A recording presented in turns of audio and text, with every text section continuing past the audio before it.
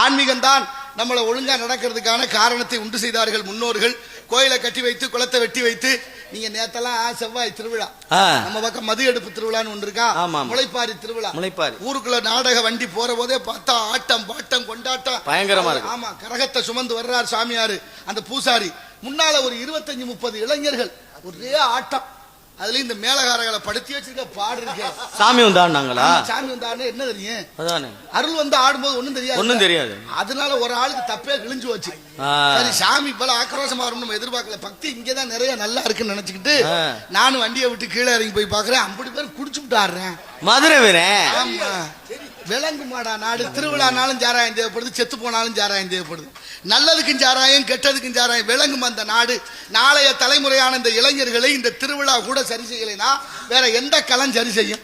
ரொம்ப அழகா இன்னைக்கு வரைக்கும் பாருங்க, கோயில் திருவிழா மார்கழி 1ஆம் தேதி பிறந்துருச்சுனாவே ஒளிபெருக்கி கட்டிடுவாங்க கோயில் எல்லாம். யார் பாட்டு போடுவாங்க?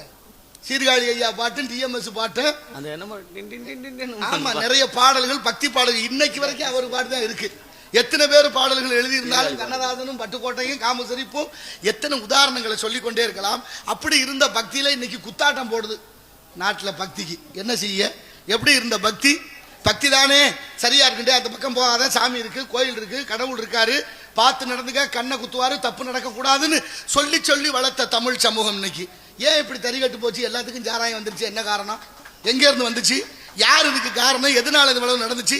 ஊருக்குள்ள எங்க ஆத்தா வீட்டுக்கு ஓம் சக்தி கோயிலுக்கு மாலை போட்டு இருந்தானா அப்பனும் மேனும் குடிச்சிட்டு வீட்டுக்குள்ள வரேன், விஷத்தை வச்சு கொள்ளுங்க சொல்ல விளங்குமா? அவ பக்தி என்ன இருக்கு? அப்புறம் கடவுள் இல்லைன்னு பேசுறதுக்கு ஒரு கூட்டம் எங்க போய் சொல்றது? எப்படி கேலி கூத்தாகி போச்சு?